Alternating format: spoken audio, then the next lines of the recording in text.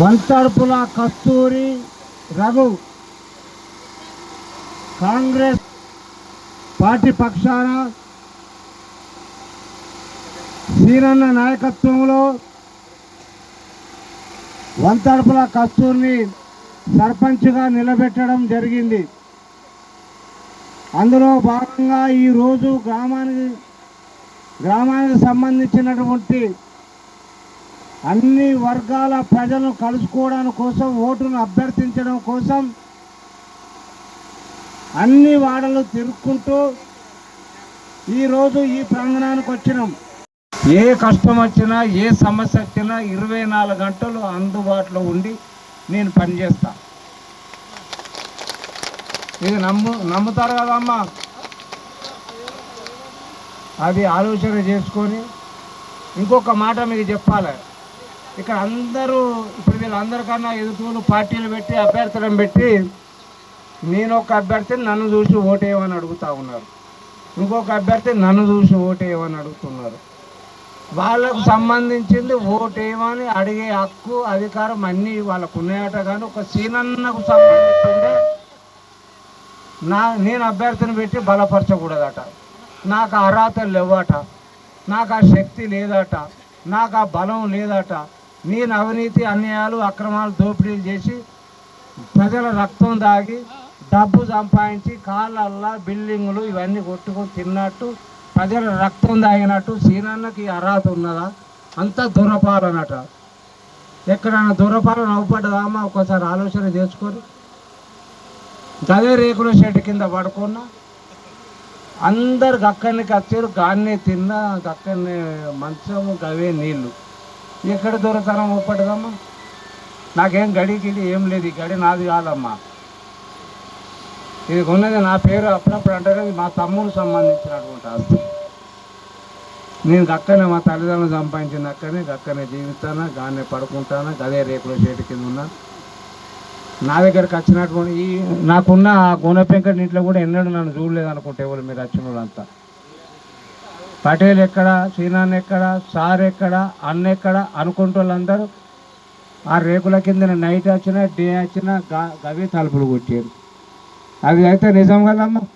ఇంకా వేరే ఉందా?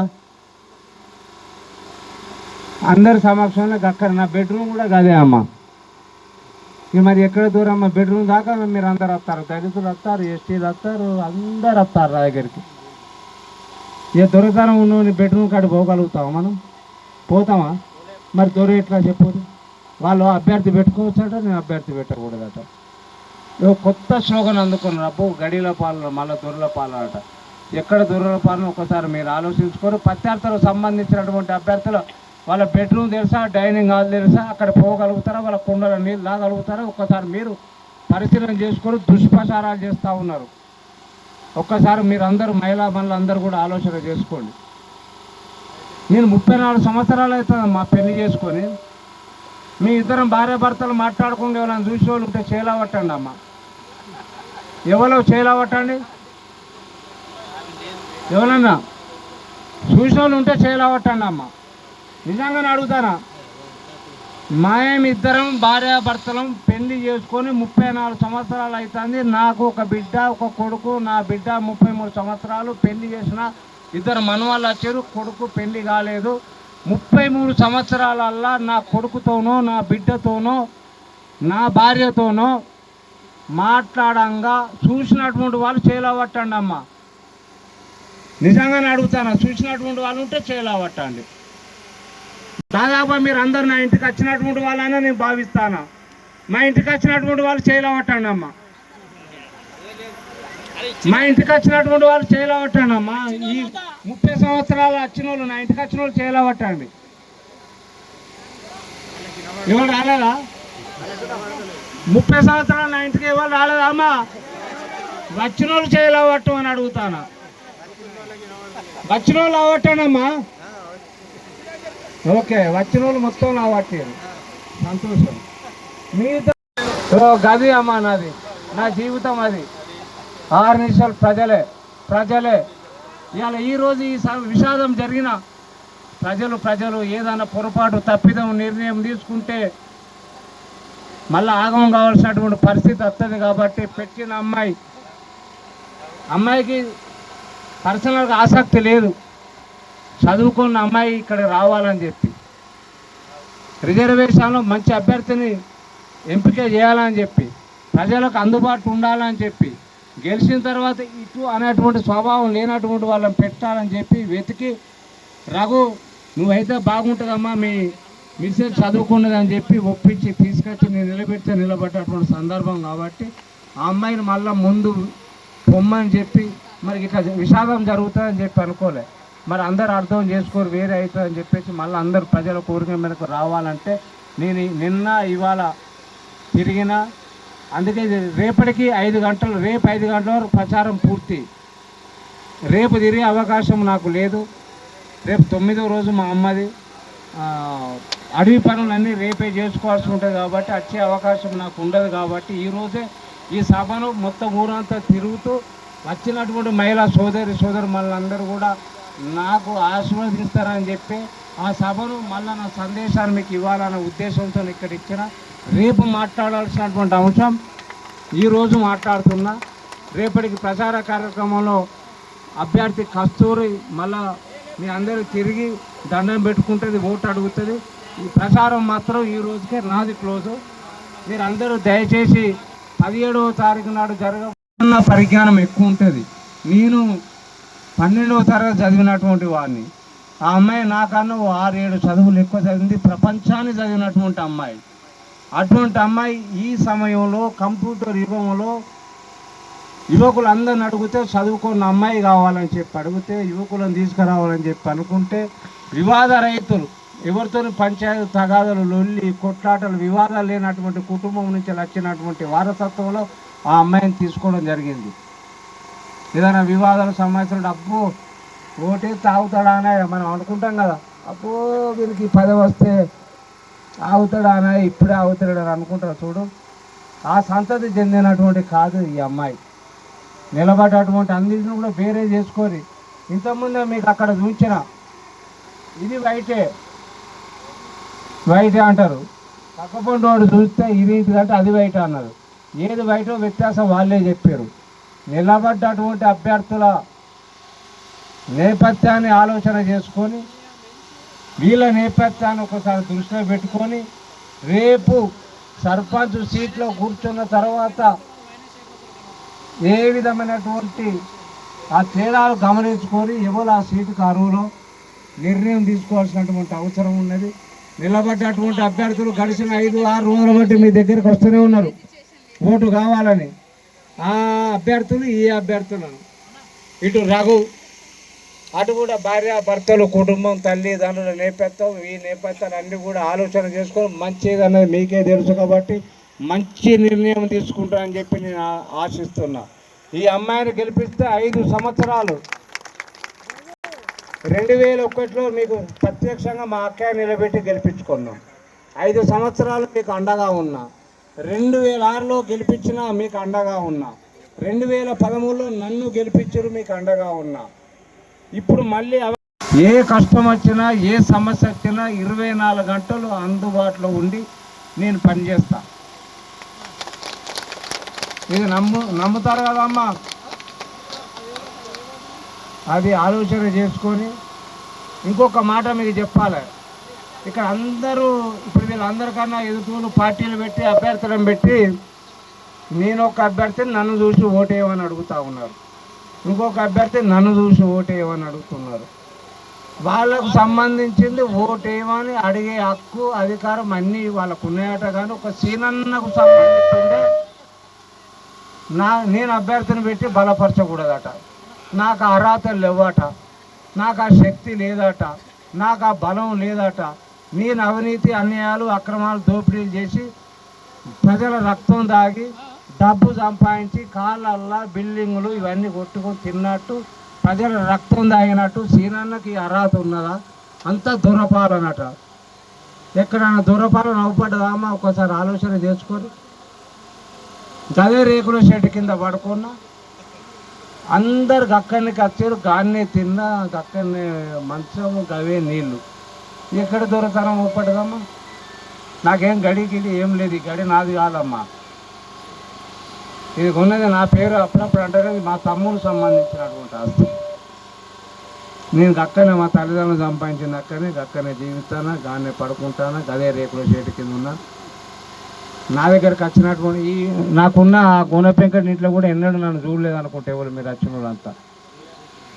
పటేల్ ఎక్కడ, సీనాన్ ఎక్కడ, సార్ ఎక్కడ, అన్న ఎక్కడ అనుకుంటే వాళ్ళందరూ ఆ రేకుల కింద నైట్ వచ్చినా డే వచ్చినా గవి తలుపులు కొట్టారు. అది అయితే నిజం కదమ్మా, ఇంకా వేరే ఉందా? అందరి సమక్షంలో అక్కడ నా బెడ్రూమ్ కూడా గదే అమ్మ. ఇక మరి ఎక్కడ దూరం అమ్మ, బెడ్రూమ్ దాకా మీరు అందరు వస్తారు, దళితులు వస్తారు, ఎస్టీలు వస్తారు, అందరు వస్తారు నా దగ్గరికి. ఇక దొరతనం ఉన్న బెడ్రూమ్ కాడ పోగలుగుతామా మనం? పోతామా? మరి దొర ఎట్లా చెప్పదు? వాళ్ళు అభ్యర్థి పెట్టుకోవచ్చట, నేను అభ్యర్థి పెట్టకూడదట. కొత్త స్లోగన్ అందుకున్నారు, అబ్బో గడిల పాలన మళ్ళీ దొరల పాలన అట. ఎక్కడ దొరల పాలన ఒకసారి మీరు ఆలోచించుకొని, ప్రత్యర్థులకు సంబంధించినటువంటి అభ్యర్థులు వాళ్ళ బెడ్రూమ్ తెలుసా, డైనింగ్ హాల్ తెలుసా, అక్కడ పోగలుగుతారా, వాళ్ళ కుండల నీళ్ళు తాగలుగుతారా? ఒక్కసారి మీరు పరిశీలన చేసుకొని దుష్ప్రచారాలు చేస్తూ ఉన్నారు. ఒక్కసారి మీరు అందరూ మహిళా మనులు అందరూ కూడా ఆలోచన చేసుకోండి. నేను 34 సంవత్సరాలు అవుతుంది మా పెళ్లి చేసుకొని. మీ ఇద్దరం భార్య భర్తలు మాట్లాడుకుంటూ ఎవరైనా చూసే వాళ్ళు ఉంటే చేయలేవట్టండి అమ్మ, ఎవరో చేయలేవట్టండి. ఎవరన్నా చూసే వాళ్ళు ఉంటే చేయలేవట్టండి అమ్మ, నిజంగానే అడుగుతానా. మాయం ఇద్దరం భార్యాభర్తలం పెళ్లి చేసుకొని 34 సంవత్సరాలు అవుతుంది. నాకు ఒక బిడ్డ, ఒక కొడుకు. నా బిడ్డ 33 సంవత్సరాలు, పెళ్లి చేసిన 2 మనవాళ్ళు వచ్చారు, కొడుకు పెళ్లి కాలేదు. 33 సంవత్సరాలల్లా నా కొడుకుతోనో, నా బిడ్డతోనో, నా భార్యతోనో మాట్లాడంగా చూసినటువంటి వాళ్ళు చేయలేవట్టండి అమ్మ, నిజంగానే అడుగుతాను. చూసినటువంటి వాళ్ళు ఉంటే చేయలేవట్టండి. దాదాపు మీరు అందరు నా ఇంటికి వచ్చినటువంటి వాళ్ళని నేను భావిస్తాను. మా ఇంటికి వచ్చినటువంటి వాళ్ళు చేయలేవట్టండి అమ్మ, మా ఇంటికి వచ్చినటువంటి వాళ్ళు చేయలేవట్టండి అమ్మ. ఈ 30 సంవత్సరాలు వచ్చిన వాళ్ళు, నా ఇంటికి వచ్చిన వాళ్ళు చేయలేవట్టండి. ఎవరు రాలేదా? 30 సంవత్సరాలు నా ఇంటికి ఎవరు రాలేదా అమ్మ? వచ్చిన వాళ్ళు చేయలేవట్టు అని అడుగుతాను. వచ్చిన వాళ్ళు అవట్టండమ్మా. ఓకే, వచ్చిన వాళ్ళు మొత్తం అవట్టారు, సంతోషం. మిగతా మద్రాసు నుంచి రజక సంఘం ఉన్న కుమ్మరికండి వరకు రోడ్డు, అట్టనే భోగంతుం నుంచి జూపాక మత్తర్ దాకా, ఆ మత్తర్ను దాటించేటువంటి ఏర్పాట్లు 1 year లోపల ₹1 కోటి మంజూరు తీసుకొచ్చి ఈ 2 పనులు పూర్తి చేస్తా. అదేవిధంగా తోకలపల్లికి సంబంధించినటువంటి ఉన్న సమస్యను పరిష్కరిస్తా. పెద్ద చెరువు సంబంధించినటువంటి ప్రజానీకం చనిపోతే పోయేటువంటి శ్మశాన వాటిక, అది కూడా 1 year లోపల ఏర్పాటు చేస్తా అని చెప్పి ఈ సందర్భంగా మీ అందరికీ తెలియజేసుకుంటున్నా. గతంలో నా చరిత్ర 2013 నుంచి 2018 వరకు సర్పంచ్గా నేను ఉన్నప్పుడు టీఆర్ఎస్ ప్రభుత్వంలో 20 కోట్ల రూపాయల పనులు నిశ్చయించిన. 20 కోట్లు, 1 కాదు, 2 కాదు, 3 కాదు. గడిచిన 5 సంవత్సరాలు ఎన్ని పనులు అయినాయో మీ మనసులో మీరే విచారణ చేసుకోవాలి. ఏమైనా పనులు అయినాయా, కాలేదా, ఉన్నాయా అనేది మీరే. బతుకమ్మ మెట్టించుకుంటూ రజకులకు సంబంధించినటువంటి దోపికాడి నిర్మాణం అక్కడ చేపడతాను 7 సంవత్సరాల క్రితమే ప్రకటన చేసిన. ఆనాడు ప్రకటన చేసిన, అప్పుడు ఎట్లుందో ఇప్పుడు అట్నే ఉంది. సీసీ రోడ్ అవసరం ఉంది, ఆ మత్తడి వరకు కరెంట్ అవసరం ఉంది, బతుకమ్మ మెట్లు అవసరం ఉంది, దోపికాడు అవసరం ఉన్నది రజక సంఘానికి. ఇలా పేద పంచాయతీ జరుగుతుంది కదా దుర్గయ్య కుటుంబానికి రజకులకు. ఆనాడు నేను నిర్మాణం ఈ వచ్చినటువంటి ప్రజాప్రతినిధులు అది నిర్మాణం చేసుకుంటే ఈ రజకు సంబంధించిన రజకులకు ఈ కేసులు ఇదంతా పంచాయతీ జరిగి ఉండేది. ఒక్కసారి ఆలోచన చేసుకోండమ్మా, అది అవసరం లేదా రజకులకు? దోపిగాడి నిర్మాణం ఆనాడు నేను లాస్ట్ కోనేరు ఎక్కడ తీసినప్పుడు అక్కడ మహిళలు అతి ఎందుకయ్యా అని అడిగారు. మీకు బట్టలు ఉతుకోవడానికి ఇది చేయబోతున్నా అని చెప్పిన. ఇప్పటికీ అది కాలే, పెద్ద చెరువు బాట కాలే.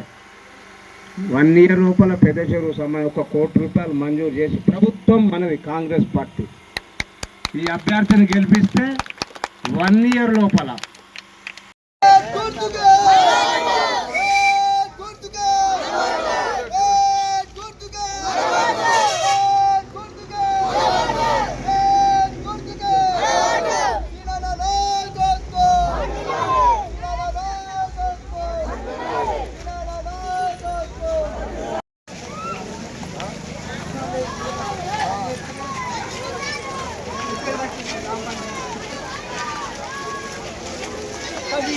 అనేది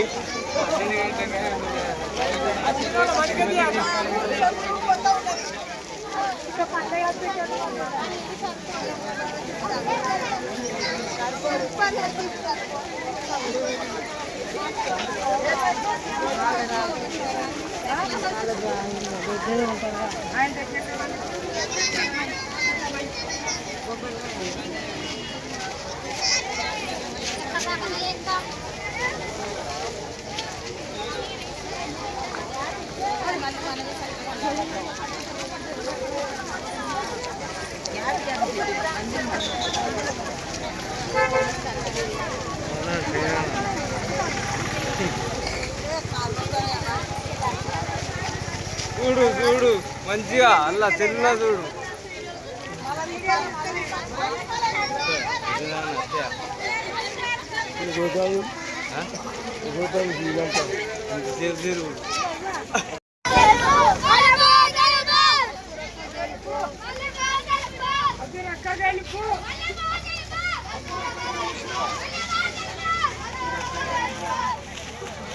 పిల్లలు